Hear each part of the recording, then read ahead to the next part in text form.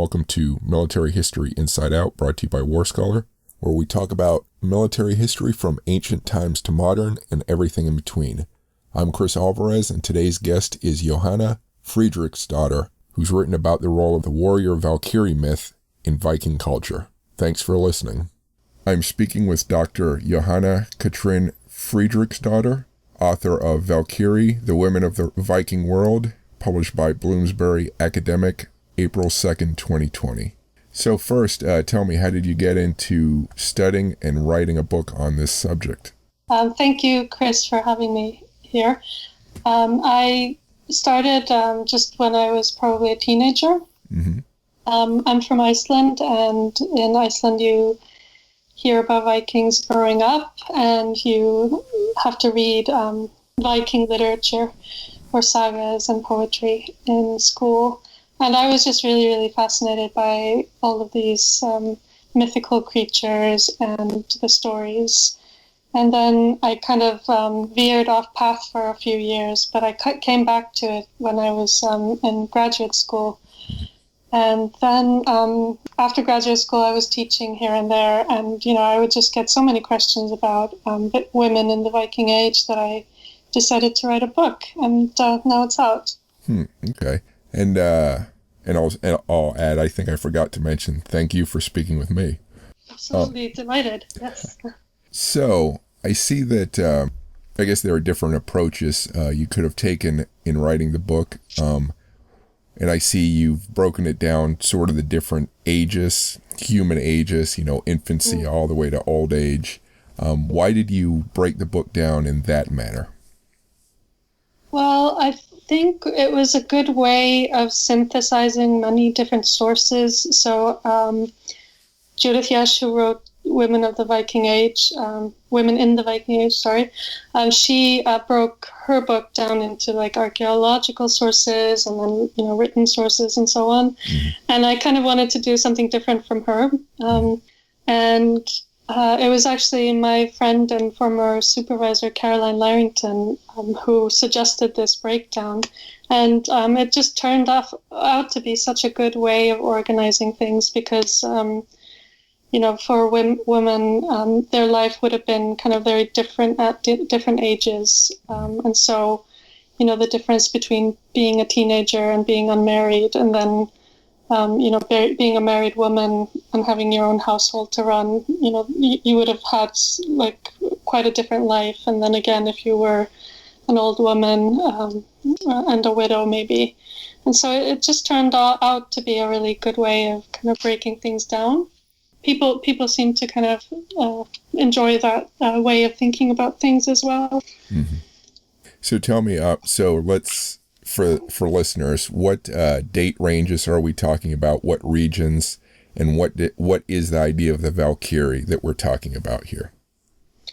Yes, so I'll just start with the period. So the Viking Age sort of starts in around 800, and then it kind of starts with quite small scale war bands going around from Scandinavia, and they start, going to England and the north coast of Europe, kind of like doing small scale attacks.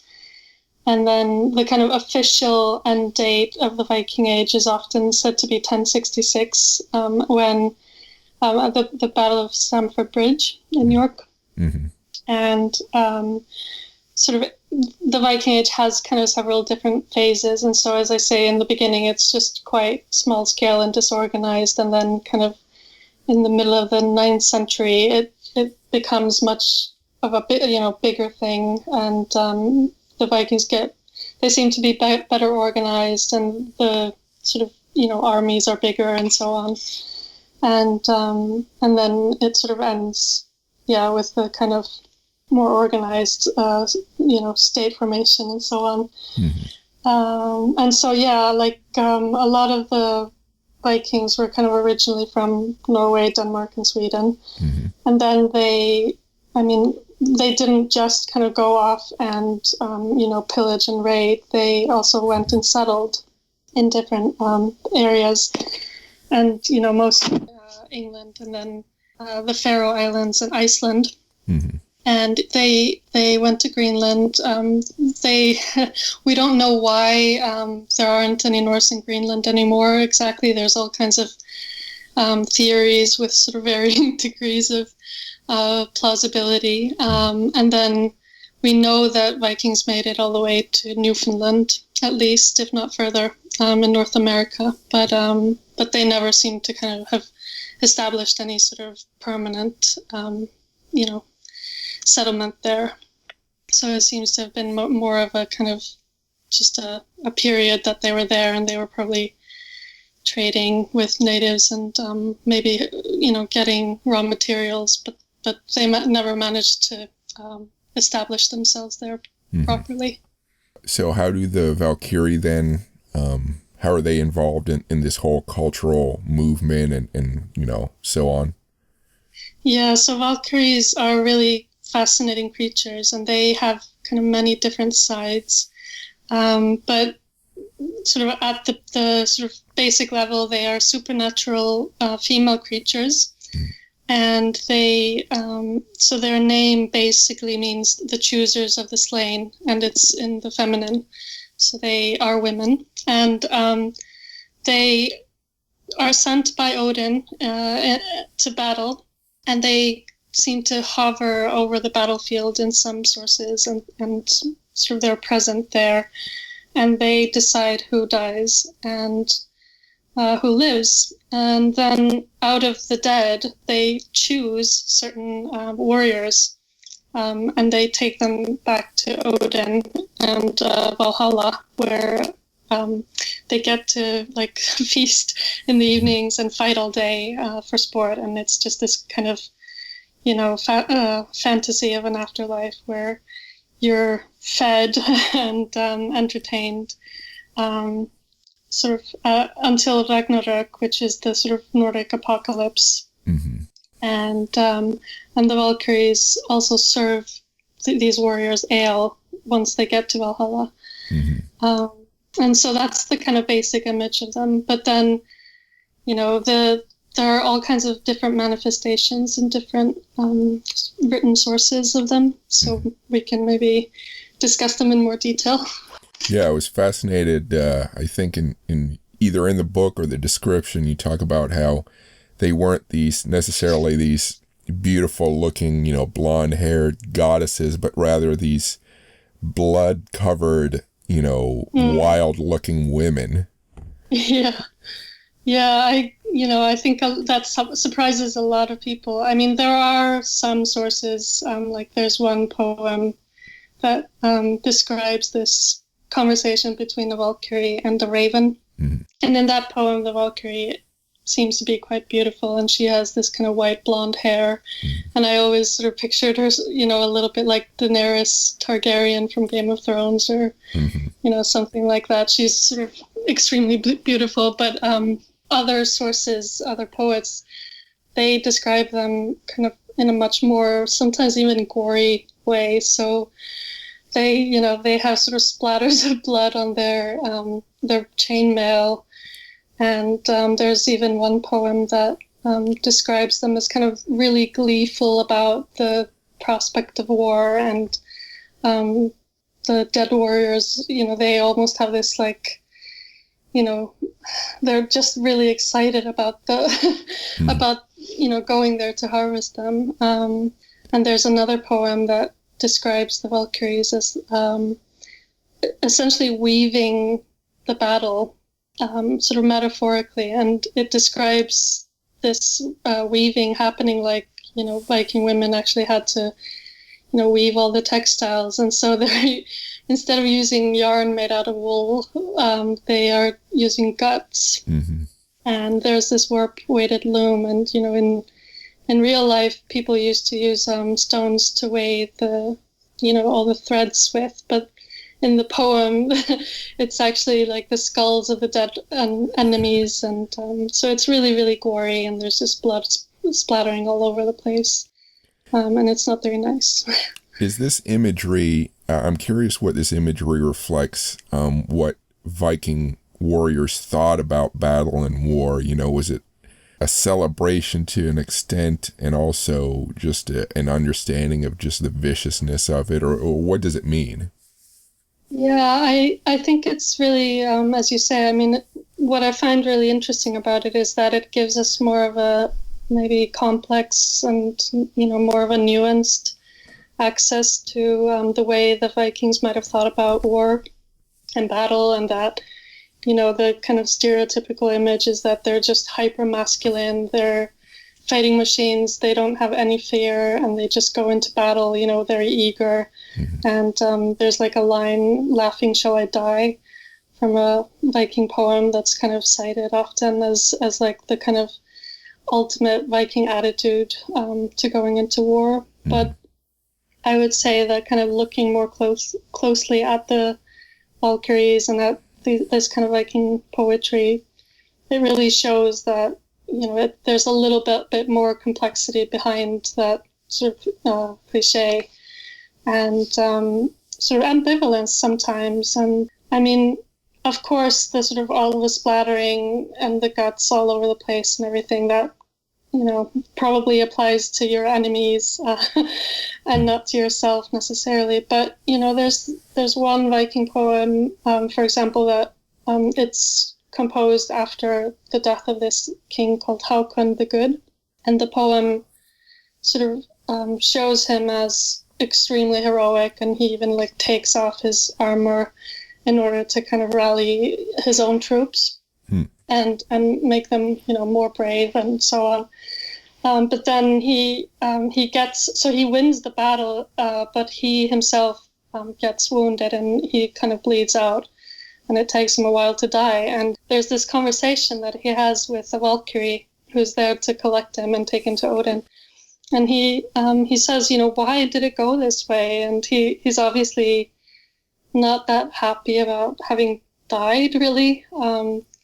So, even if he's so brave himself in this battle, he sort of seems to have this ambivalent idea about that, or attitude to dying. Mm-hmm.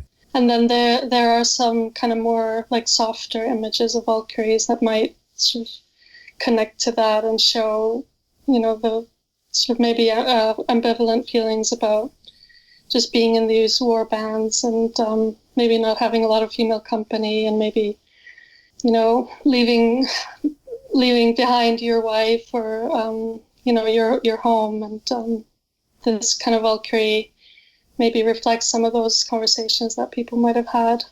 I'm speaking with Johanna Fridricksdottir, author of Valkyrie. You can find more information at vikingwomen.org. If you like this podcast, please rate it on whatever podcast feed you're listening to it on. Please follow, like, and comment on my website, warscholar.org, on YouTube at warscholar1945, on Facebook and Twitter at warscholar, and on Instagram at Chris Alvarez Warscholar. If you like sci-fi, fantasy, and horror, please check out my podcast, Full Contact Nerd, also located at chrisalvarez.com and fullcontactnerd.com. If you like outer space, business, technology, and policy, please check out my podcast, Spacewalks Money Talks, also located at spacewalksmoneytalks.com. Now back to the podcast. Where did the idea of the Valkyrie first appear? What writing, or what, even archaeological evidence?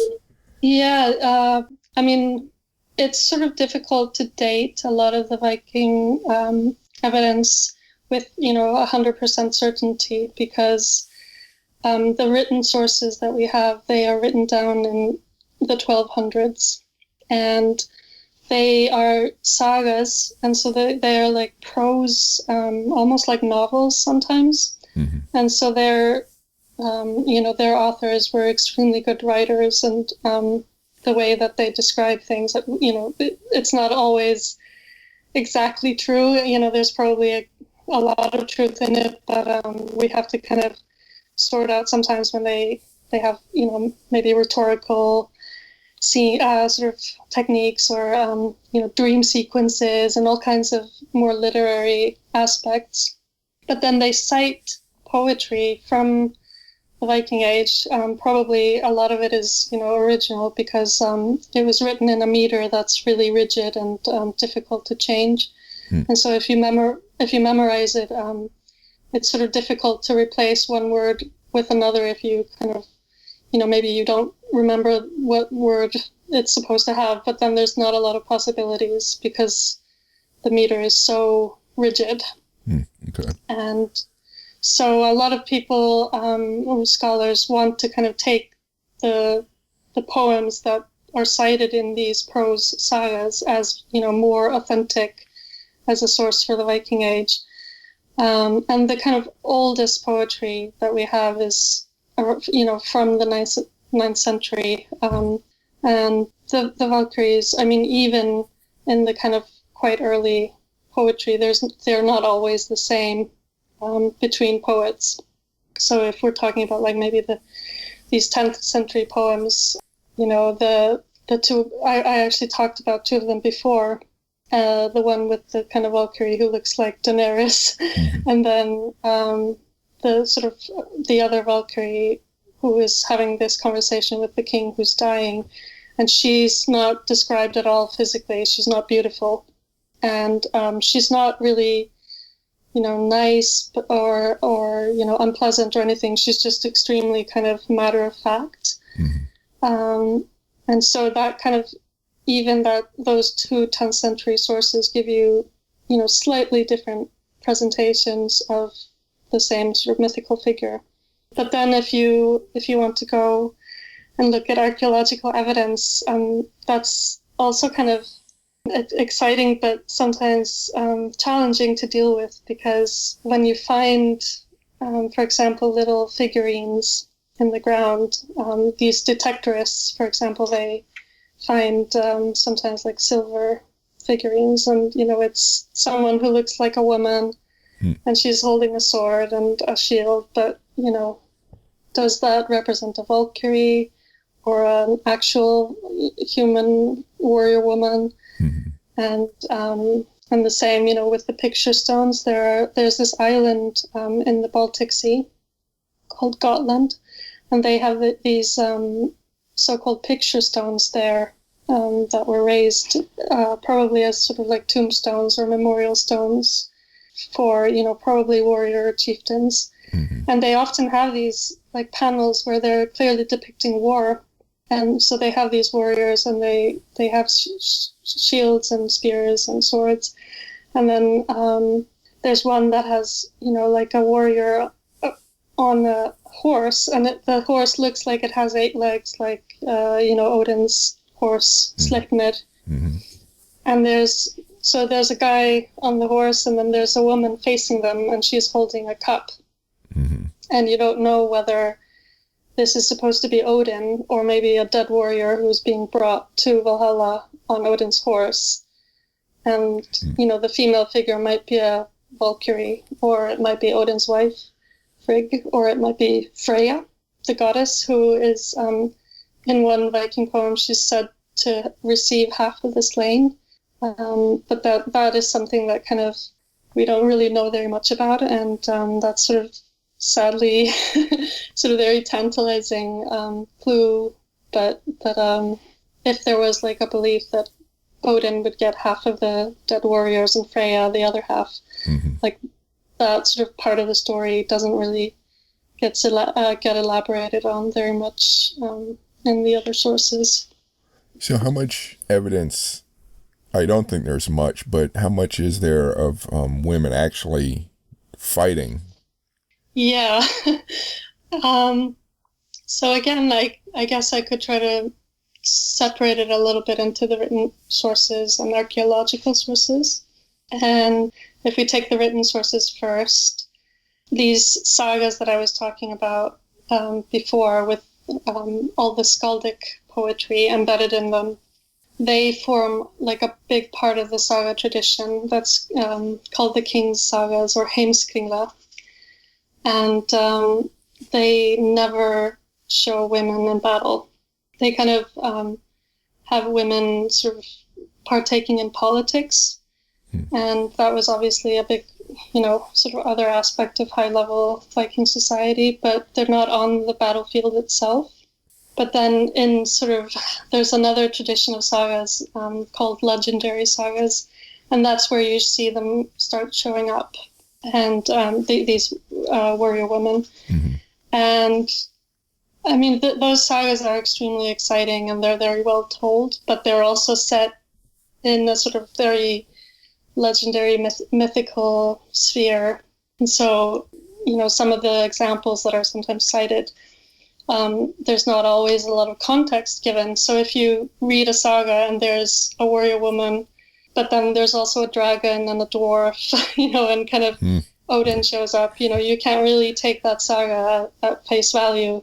Mm-hmm. Not that you can take any saga at face value, but sort of in general, it seems that if you're writing a saga in the 13th century, you can put a warrior woman in, a sort of space where there are these legendary mythical figures, but you can't really, if you're telling the story of the history of Norway, and you're having, you're narrating all these battles that were fought and so on, you can't really have a woman fighting in those types of stories. So that kind of gives us some clue as to probably reality, if you want to call it that.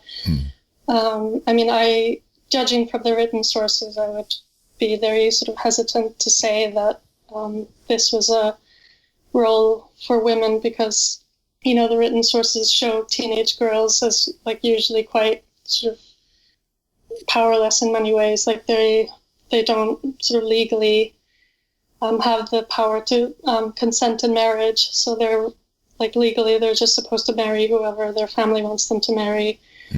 And, the idea that you would be a young teenage girl and get training, as a warrior isn't really found in the sagas in the same way as young men are being depicted as getting training and weapons and a retinue and ships and so on, when they sort of come of age. And, I could probably go on about this in much more detail, but I guess I'll switch over to the archaeological sources. Mm-hmm. So the big debate has been about recently about a grave that was found in Birka in Sweden.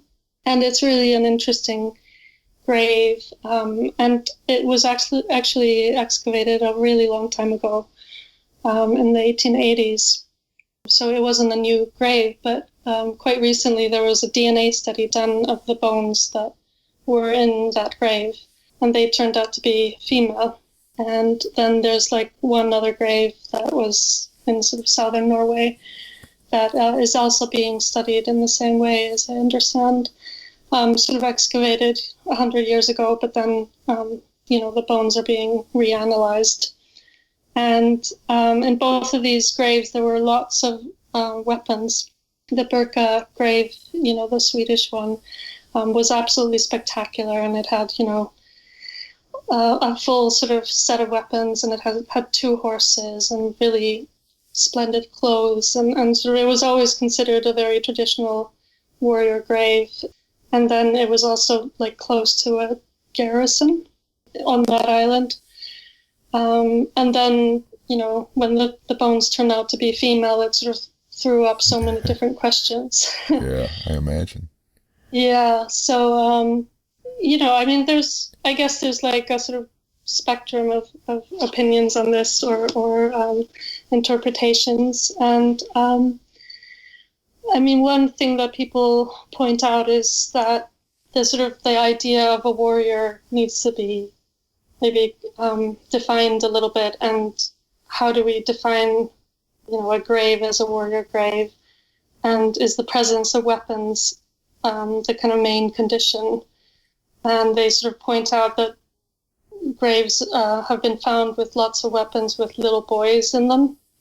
And so that, suggests that there was much more of a funeral was a much more of a symbolic performance than necessarily reflecting real life. And so that, if you buried a little boy of maybe 9 years old with a full set of weapons, that, you're saying something about your family and your status, and maybe you're values and ideology and what that boy was supposed to grow up to be, or you're saying something about your lineage and the tradition of your family. And, people pointed out with the bones in the Burqa grave that they don't seem to show any sort of signs of training, physical training, or, wounds that healed in the previous wounds, or wounds that were acquired, maybe when this person died. And there's been, like, for example, there was this mass grave found in England, in Oxford actually, where it was a whole group of Norse young men, and they all had like various sort of wounds that had healed. And so people say, well, those must have been warriors who were there and then they got unlucky in some battle and all got thrown into this mass grave. I think they were decapitated as well. But anyway, that doesn't matter. So yeah, like there's a lot of debate about this Burqa grave. It does seem strange, though, that you would have so much tradition or so much imagery of women as warriors, and yet still argue that there couldn't have been women warriors. I don't know. I'm just kind of speculating, just kind of thinking out loud. Yeah. I mean, I think there's nobody, or not very many people who would deny the possibility of, any woman ever in the Viking Age having fought. I think people are much more interested in kind of discussing what basis we can use, and, also maybe how common it was, and what the sort of practicalities behind that were. And I mean, one thing that I pointed out in the book is that until quite recently, you didn't actually have effective birth control. And so, women just biologically, it's very difficult for a woman maybe in the Viking Age to, prevent pregnancy or unwanted pregnancies. And so, like, for a woman to be in a Viking war band, like, how practical is that going to be, in the long term? I mean, you're not going to be dragging, a baby around in that sort of lifestyle necessarily, if you're expected to fight. But, there's also like a mass grave in Repton in England where I think that was another sort of Viking raid gone wrong. I can't remember, it was over 200 people. And 20% of them were women. I think that was the sort of latest figure that I have. And so people have kind of talked a lot about, like, what would they have been doing there? Were they warriors?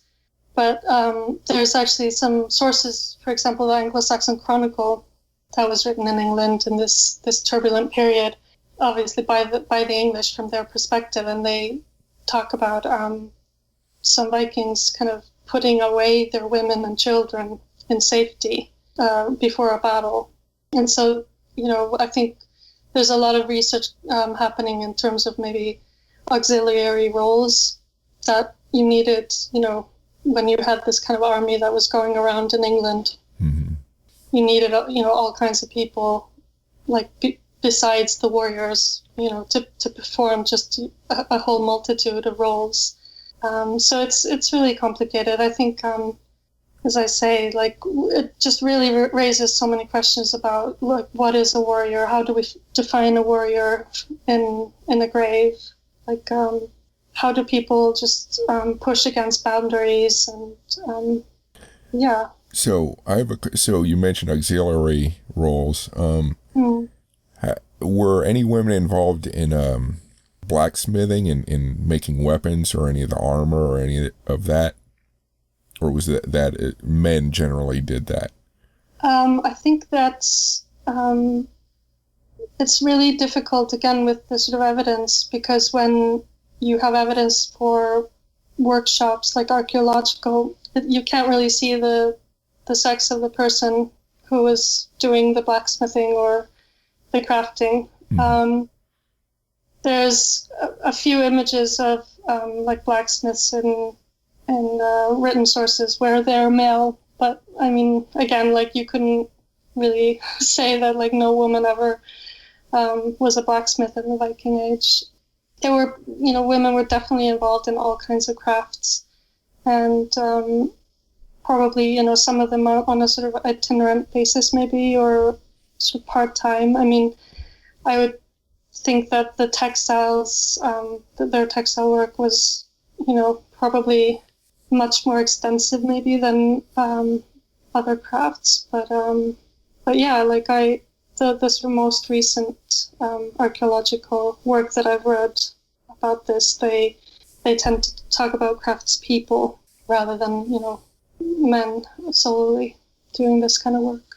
I'm speaking with Johanna Fridricksdottir, author of Valkyrie. You can find more information at vikingwomen.org. If you like this podcast, please rate it on whatever podcast feed you're listening to it on. Please follow, like, and comment on my website, warscholar.org, on YouTube at warscholar1945, on Facebook and Twitter at warscholar, and on Instagram at Chris Alvarez Warscholar. If you like sci-fi, fantasy, and horror, please check out my podcast, Full Contact Nerd, also located at chrisalvarez.com and fullcontactnerd.com. If you like outer space, business, technology, and policy, please check out my podcast, Spacewalks Money Talks, also located at spacewalksmoneytalks.com. Now back to the podcast.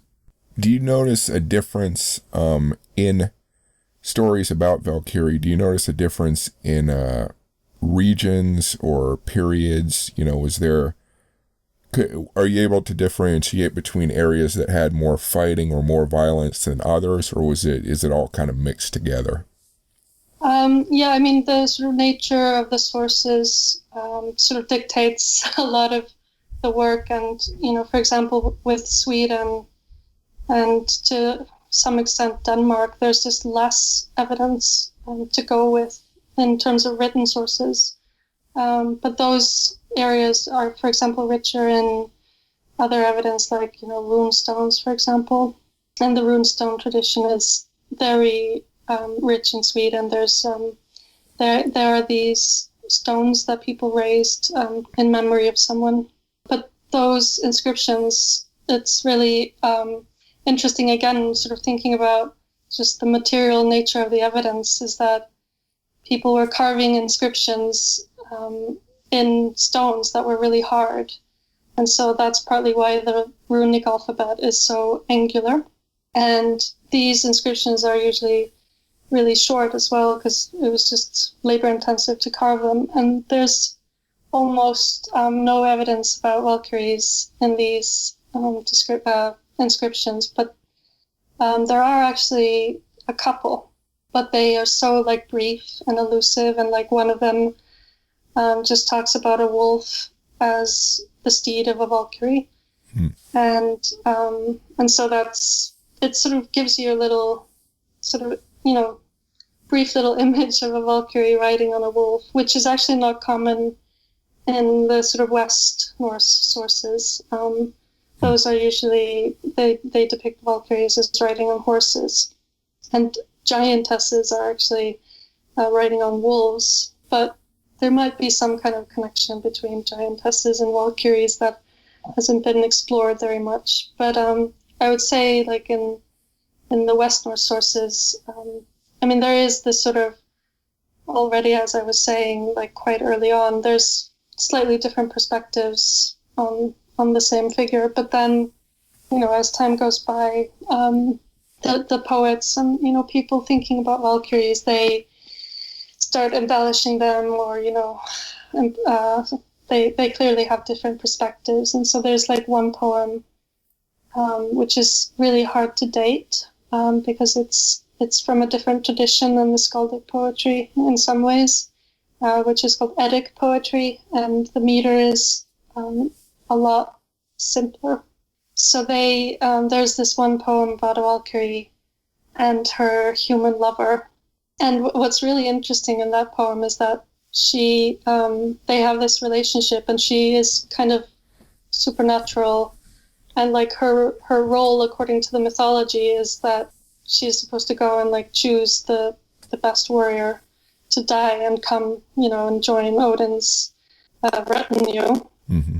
But she doesn't want him to die because she's in love with him, and she can only have a relationship with him if he's not in Valhalla. Yeah. So so she like keeps him alive and protects him in battle instead of choosing him, which is, you know, kind of the opposite of her traditional role. Mm-hmm. And then he kind of they get like, you know, don't ask me how this works. It's in a mythical universe, but they get married and have children, but then she loses her powers, and then, you know, she's just a human woman and not a Valkyrie anymore, which isn't very exciting for the hero.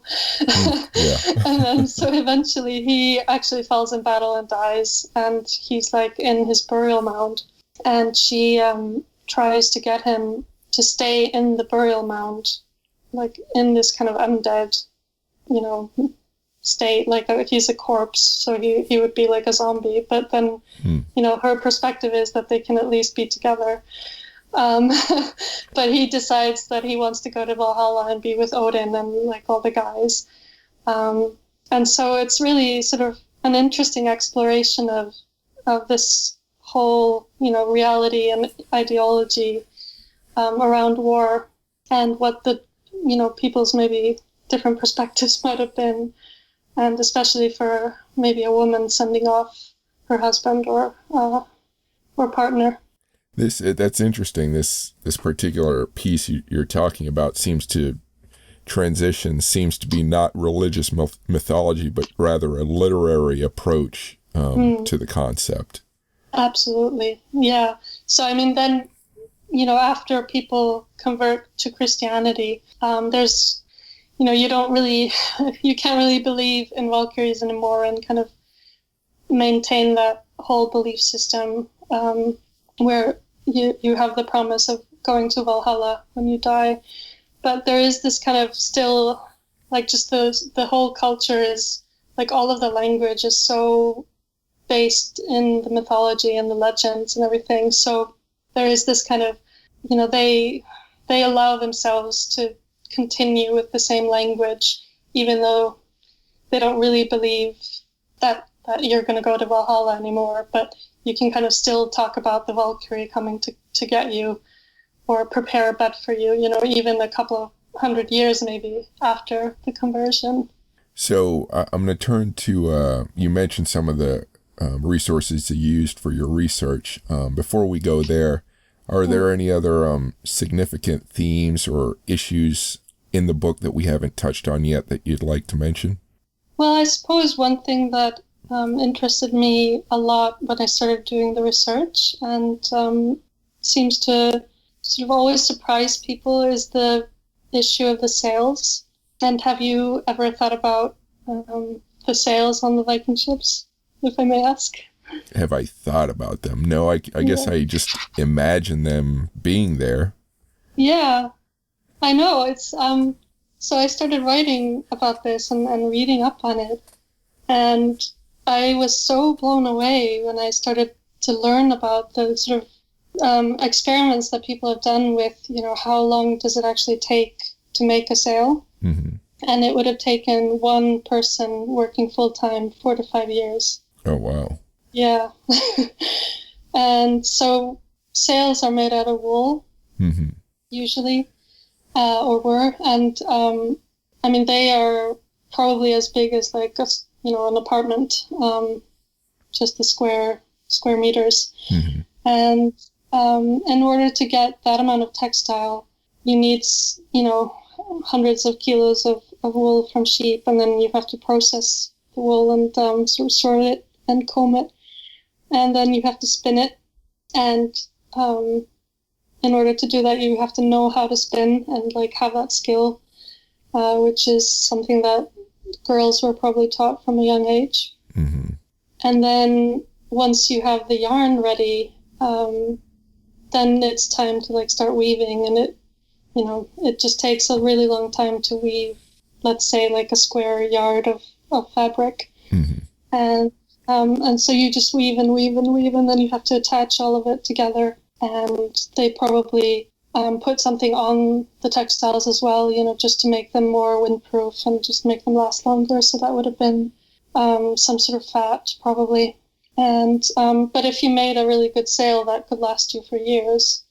But what surprised me was that, most of this work seems to be women's work, and it doesn't really get talked about in the sagas very much, nor does it sort of get featured very much in the kind of more like popular histories that you read about Vikings. But when I started doing all this work, I sort of came to the realization that, like, if they hadn't had sails, they wouldn't have been able to go these, far distances across the Atlantic and so on. Mm-hmm. And so in a way, like, I think I read somewhere that the sail is as like expensive as the ship, and it's, there's just as much sort of skill involved in making it and so on. And so if they hadn't had all this technology and all these skills and resources, which were kind of the domain of women, the whole Viking Age probably wouldn't have happened as it did.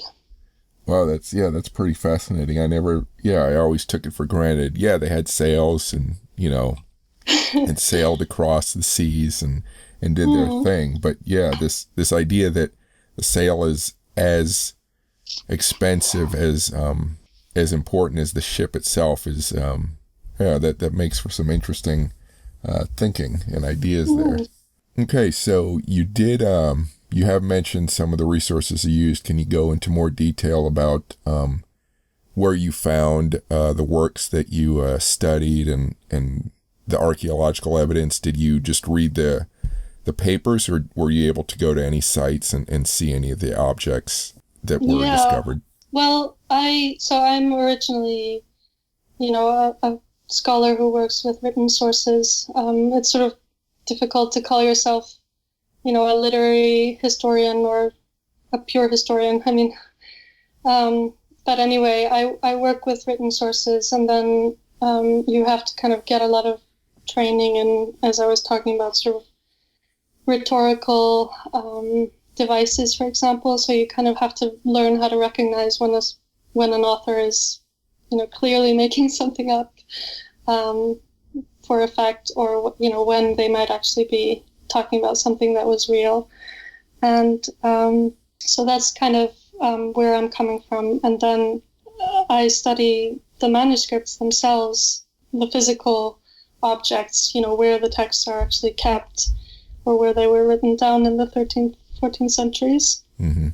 And so that was my background. And I mean, also sort of understanding a manuscript, who pays for it, like who has the skills to write, and who has the resources, like all the calves or whatever animal you have to kill in order to make it. I mean, that basically decides a lot of like whose stories get told, for example. Yeah, so that was my background. And then when I was teaching things like Norse mythology and sagas and so on, you have to start going much more into the picture stones and the archaeology, and you have to sort of be able to be much more multidisciplinary in order to just understand the whole background to the written sources, and kind of and so I mean, I've never like been on an archaeological dig or anything like that, but I have read a whole lot of archaeology, and then I've gone to museums, and I've gone to lots of places like in Scandinavia, and because sometimes the sources are just standing out there, just in the countryside in a field somewhere. So that can be really fascinating. So that's sort of my main background. It seems that since the sources that we have now were basically copies made, a century or so after the original sources were created, it gives me the impression that sponsors, these rich sponsors or the monks or whoever wrote these down, could pick and choose which stories. Do you get the sense that certain stories, I don't know how you could analyze this, but let's say there were stories that promoted women fighters more. Could it be that those stories weren't copied down because they were rejected for some reason, or do you think it's a random sampling that kind of that what we have that exists does give a feel for what's out there or was out there? Yeah, I mean, I think it's really complicated, obviously, to sort of argue from evidence that's not there, right? And sort of should be done very carefully. The sort of main way that you can do that is when there's a reference, like in a saga, for example, or a manuscript. Like there's one Icelandic manuscript where it says, please have copied here this other saga, when you find the time, or something. So we know that there was probably some saga that hasn't been recorded. But sometimes you get the same myth told in two different ways. And so, for example, Snorri Sturluson, who was this chieftain in the early 13th century in Iceland, and he had all these connections in Norway, and he sort of very much wanted to be a big fish in Iceland. And he wrote this textbook about Norse mythology, and he was kind of explaining where some of the language comes from. And so if you didn't know all of the backstory, then you wouldn't understand, some of the concepts. So he kind of decided to write a textbook. Mm-hmm. And so sometimes you get like a story, a myth, say there's, for example, a myth about this god Freyr, and he sees this woman from Odin's high seat, and he's not supposed to go into Odin's high seat. So he's kind of transgressing. But he sees this woman and falls madly in love with her and sends his servant to go and like woo her on his behalf. And Snorri kind of tells that myth just very sort of matter-of-factly, and it's sort of like a love story. And then he just says, and then, she was wooed on his behalf, and then they married and had, X son. Mm-hmm. But then there's like a poem, an Eddic poem, which is preserved elsewhere. And that tells that myth, slightly differently. And there's like the woman doesn't want to marry Freyr and sort of tries to resist. And then the servant starts making all of these, he tries to bribe her, and she still says no. And then he starts threatening her with all kinds of really terrible things and, sexual violence and all sorts. And so it's just kind of a fluke that we have that particular poem, and that it was preserved. All of these myths were probably told in different ways by different people. And again, like, the sort of all the battles, I mean, we know their outcomes and everything, but I'm sure that everyone would have told the story slightly differently from their perspective. So it's really kind of, again, like keeping in mind, who is telling the story and why they might have been interested in their particular, in what they emphasize, for example, and what their perspective is something that you sort of, with more experience, you start to, be able to kind of recognize that and like sometimes even sort of read against what the narrator wants you to, clearly wants you to think. How much do the written sources match up at all with archaeological evidence? Is there any crossover at all, or does it seem that they're totally independent as far as supporting each other? Yeah, I mean, it's really interesting. I mean, a lot of the time they do harmonize, at least like in the sort of big overall picture.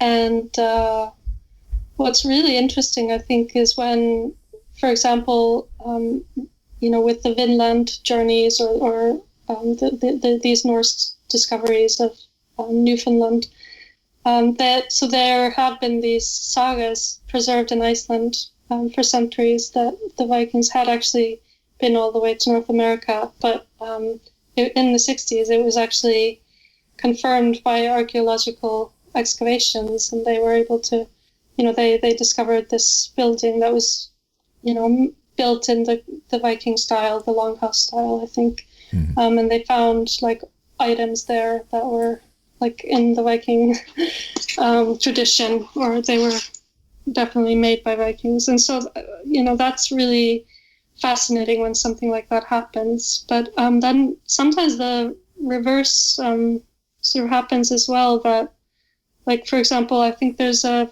farm that was dug up 2 years ago or 3 years ago in Iceland, in a place where there's no written source that it ever was there. And so, you just imagine what stories have been lost, maybe, because nobody ever, maybe those people weren't important enough, or maybe they had some enemies who didn't want to tell their story or whatever. So, yeah. So in doing this research, what part of it was most enjoyable for you? I think, the sort of most enjoyable thing was probably just when I kind of cracked how to write this particular book. I think I was a little sort of wobbly in the beginning, and I hadn't really found the tone, and then I think I was maybe 1 or 2 chapters in, and I just really found my stride, and I really started enjoying it in a way that writing can be hard work, and it can be lonely, and sometimes you're just working really hard on a text, and it just doesn't really come together. But when you sort of find your stride, that's always great. And then I really enjoyed that stuff about the textiles. I just thought that was so fascinating. What did you find that was most surprising in your research? Yeah, I think, again, the textiles and just how much work it was to make a shirt, that was weeks and weeks. But then I guess also one thing that I hadn't really questioned very much was, for example, the image of Freya, the goddess, as kind of a fertility and love goddess. And that's something that, I guess I had been just reading and accepting quite passively when I was younger. And then I think probably because I was just teaching very clever students and very inquisitive, and they would, want to know why. And they would ask, where's the evidence for that? And I would say, I don't know, actually. There aren't, like, the myths about Freya, they aren't really about love or anything. And, this thing that she gets half of the slain, why aren't there any stories about that?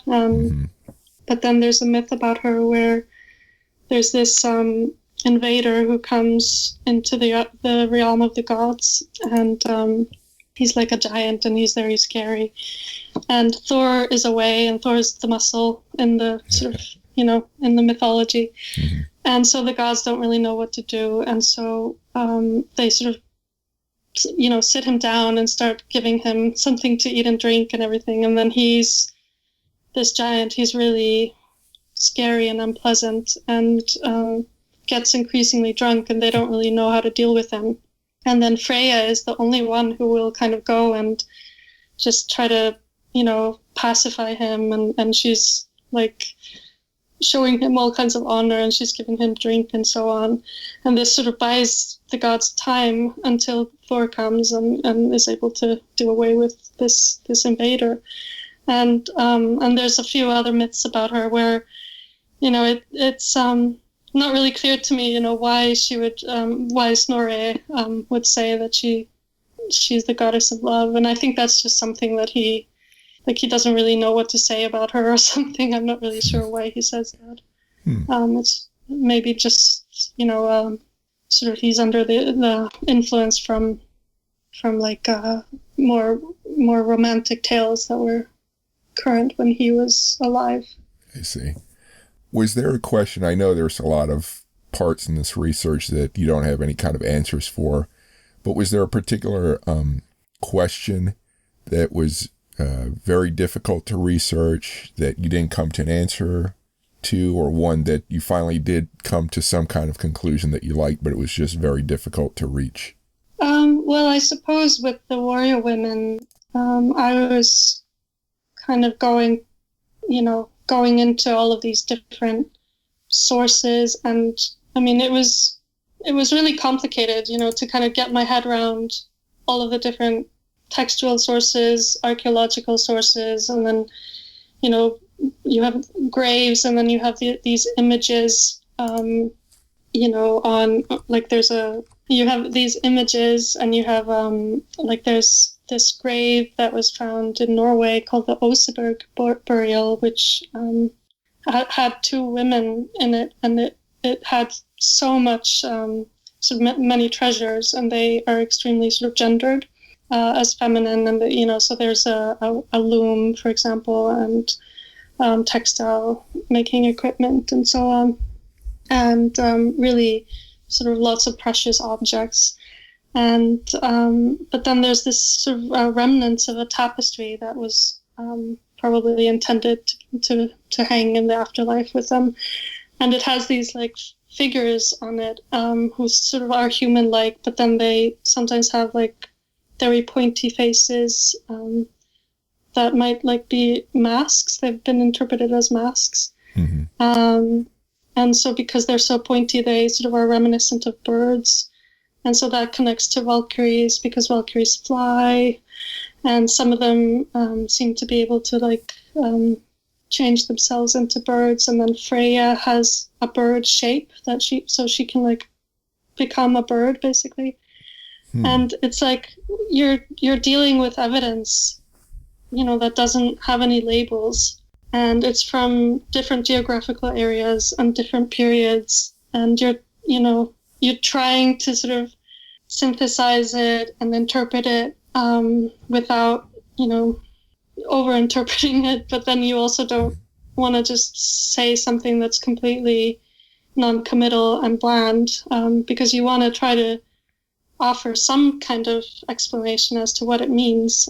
So it is sort of tricky just to understand the nature of all these different sources and try to make sense of them, and then try to communicate that without like getting really, really technical. Mm-hmm. And sort of, I don't want to make everything sound super easy and like, oh, look at this tapestry, this must be Valkyries. I mean, I try to explain to the readers a little bit like how we must be careful, but blah, blah, blah. Mm-hmm. So it's sort of a tricky balance, as I say, like where to sort of draw the line as to how much background to go into without being like oversimplifying things. Mm-hmm. Actually, some of what you said, it made me think how after a battle, the battlefields must have had crows everywhere, just eating on the dead. And it's interesting to change that happening into sort of a mythical, these are the gods taking the warriors, or that they have these forms that exactly. It's kind of odd. Yeah, but I mean, I guess it must have somehow made people feel better, or helped to rationalize something that is completely irrational, really, or why. It's the same with in the poetry, this king that I was talking about, who's kind of like, why did I die? And it must be really hard, kind of maybe if you're a survivor of a battle, and why did my best friend die and I didn't? And if you can rationalize that as like the decision of some kind of higher power, then maybe that like helps you sort of go and do it again, or send your son off and do it, in a few years, and just kind of buy into the whole ideology of Viking Age warfare. Mm-hmm. It makes me wonder, this is just a totally random question, but I wonder if crows, if they kind of hung around, armies, knowing that there would be, there's probably waste food, or maybe not, they're ready. I just wonder, the image of the crow and war and like this, that sort of thing, and in Norse mythology, it just makes me wonder how it all came together in addition to just the battlefield. Yeah, crows, eagles, and wolves are the sort of traditional beasts of battle. Mm-hmm. Yeah, I mean, they're certainly sort of lurking all around and hovering about in the in the mythology, and also I think in some of the English, early medieval stuff. And I guess it's a very effective, image, and so it's something that a poet would sort of use quite, efficiently, just to evoke the sort of maybe looming. The battle is about to commence, or the raven crows, or something like that. It adds to the atmosphere. Mm-hmm. And again, this is a question that you might have no answer for, but do you have any evidence of women simply riding horses in these cultures? Yeah, we do. Well, there's again, sort of just to break it down.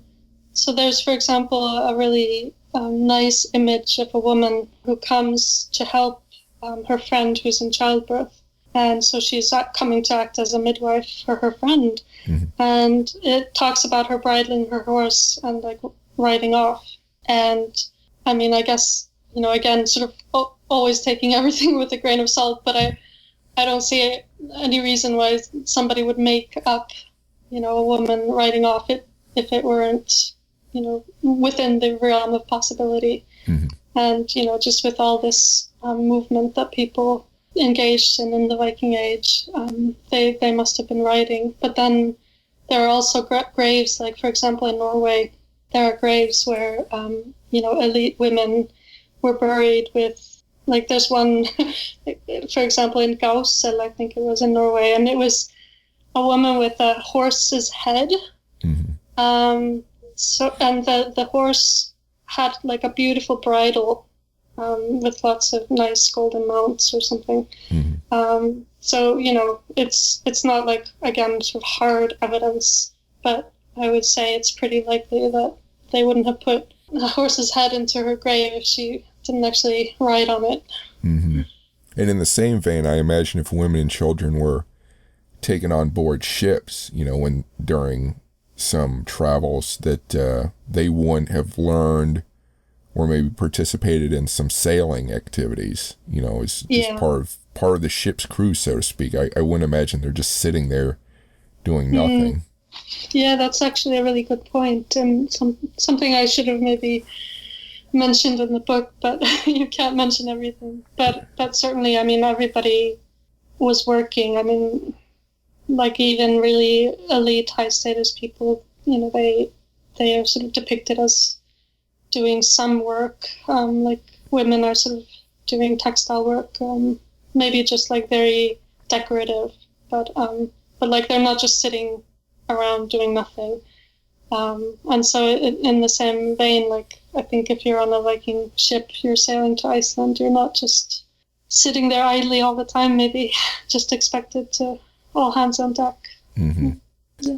And in the same vein, actually, to build on something you had said previously, I always thought of, when you think of Scandinavian or Norse kings or chieftains, you think, that's the guy who's been most effective at gathering, the best soldiers or a large force. But then when you were talking about the sail, it made me realize that a successful king or chieftain not only needed the fighting men, he needed the women who could create the goods, the sails that he needs. So he needs to be effective in two arenas, marshaling troops and also effectively gathering producers of goods that he needs to make his kingdom successful.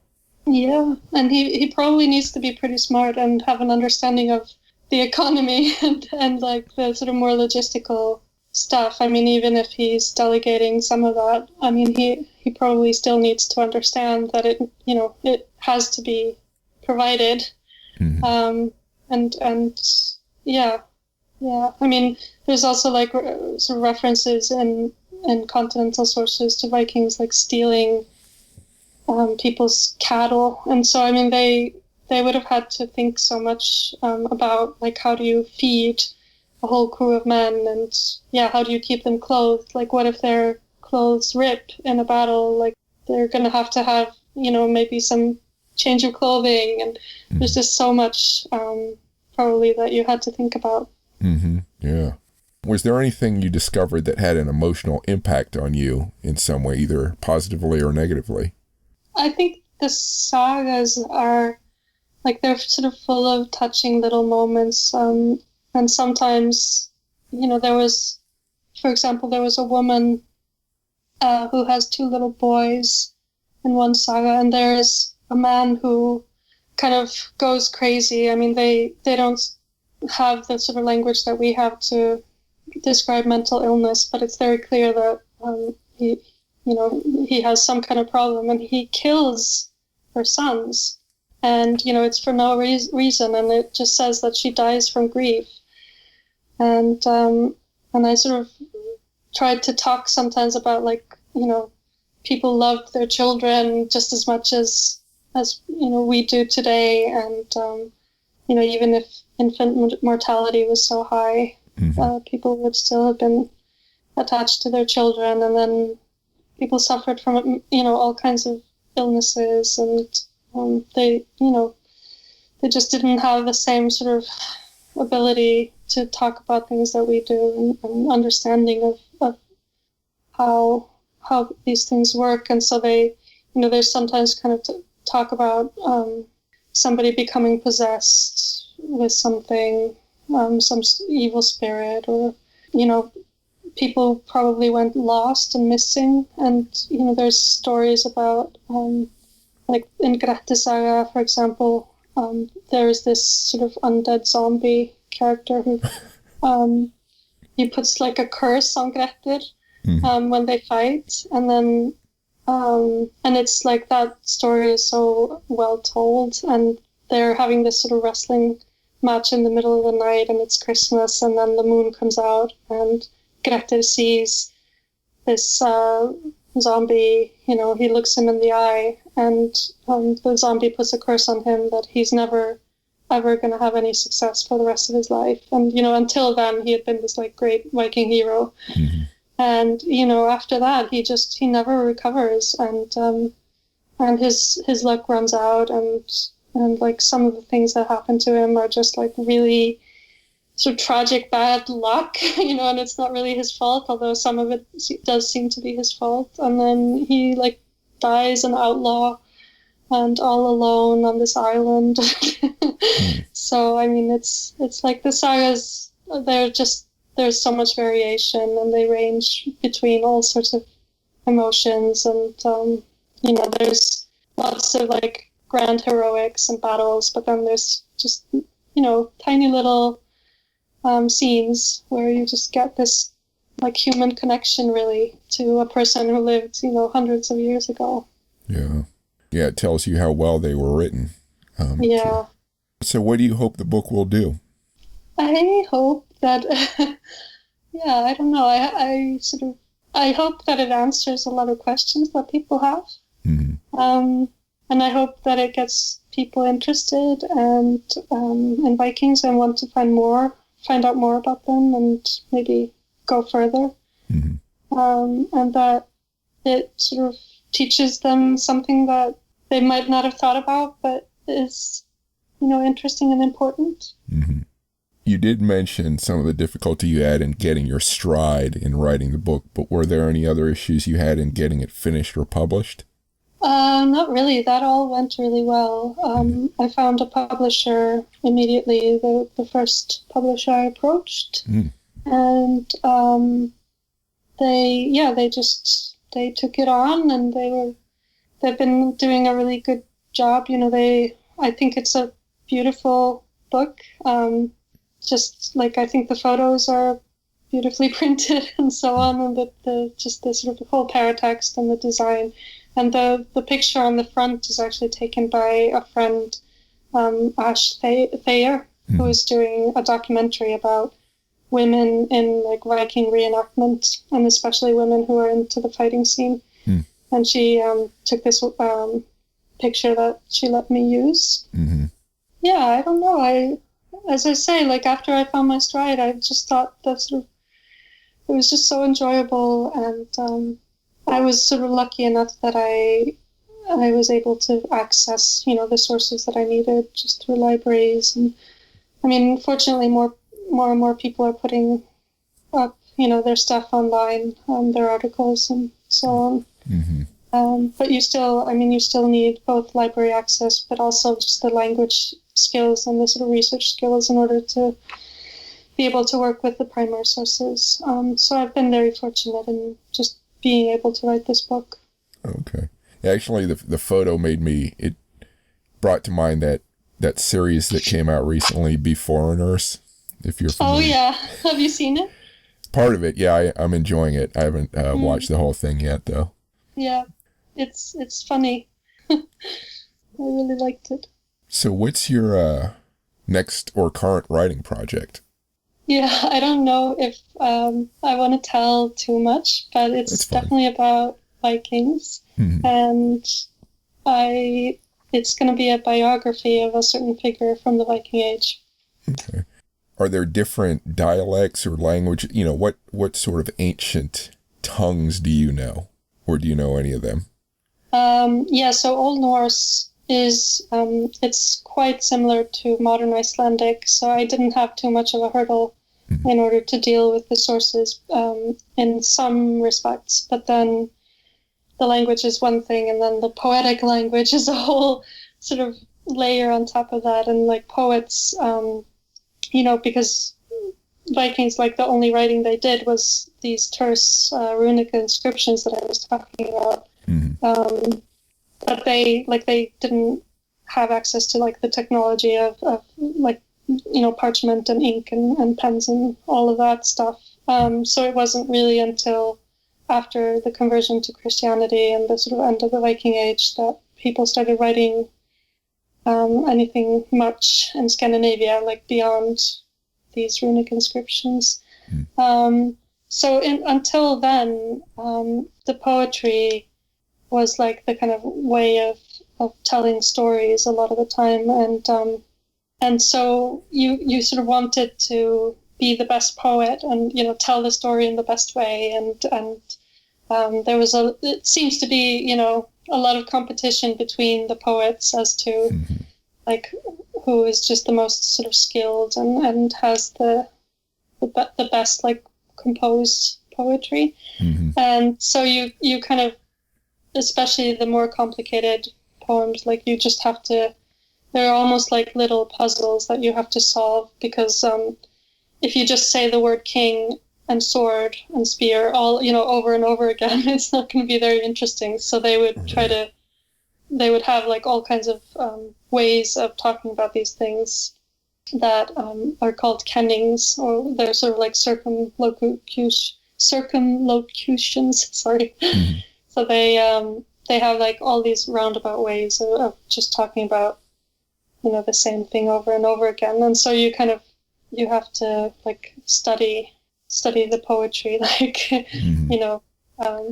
and think about it quite a lot, and sometimes it sort of dawns on you what they mean, but like after a lot of work, but sometimes like the less skilled ones are the sort of more generic kennings. And then I guess so Old Norse, that was the kind of main language that was spoken in Scandinavia in the Viking Age. Although, there were migrants, coming into Scandinavia, and then there's a people called the Sami who, currently they sort of, their area in Scandinavia is called Saupni, and they are like a different ethnic group from the Scandinavians further south, and they have a language that's separate from the sort of the Germanic, Norwegian and Swedish and so on. But we don't really have any written sources from the Viking Age in that language, and so. But I would really like to study that language. And then there was a cleric called Saxo who wrote in Latin around 1200 or the late 12th century. So I had to brush off my very old Latin from way back, but I did it with some help. Okay. And then I read a bit of Old English as well. Right. Yeah. So, where can people find you online? Do you have a website, social media, anything like that? Yeah, I just made my own website called vikingwomen.org. and I'm on Twitter as Saga Knitter. And both of these sites have links to where you can buy the book, but otherwise it's on bloomsbury.com, and just search for Valkyrie. And yeah. Can you spell the Twitter name? Saga Knitter. Yes, it's SAGA and then Knitter, so KNITTER. Got it. Okay. That's all the questions I have. Do you have any final thoughts or words?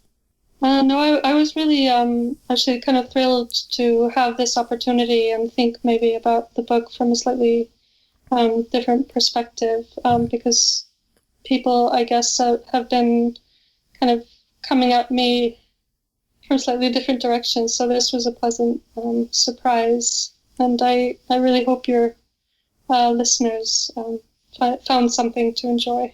Oh, yeah, definitely. It's fascinating stuff. I personally love the Norse saga, so I enjoyed it, and I hope my listeners do as well. They are great. Yeah. And in the book, I actually have a list of like recommended reading, both for, if you had to pick one saga, like which one should you start with, and then I also have some scholarship for further reading. Oh wow, that's useful. That's really cool. So yeah, thanks again. Thank you so much. Thank you for listening. You can find more podcasts like this on your favorite podcast feed under the title Military History Inside Out. That includes Apple Podcasts, Stitcher, and Spotify. One great way to support me is to rate my podcasts, either good or bad. You can find more great military history information at warscholar.org, on YouTube at Warscholar 1945, on Facebook at Warscholar, on Instagram at Chris Alvarez Warscholar, and on Twitter at Warscholar. Please support me by following me on those sites and liking my videos. If you like to read, don't forget to sign up for my weekly newsletter where I recommend newly published books. The subscription box is on my webpage. Thank you.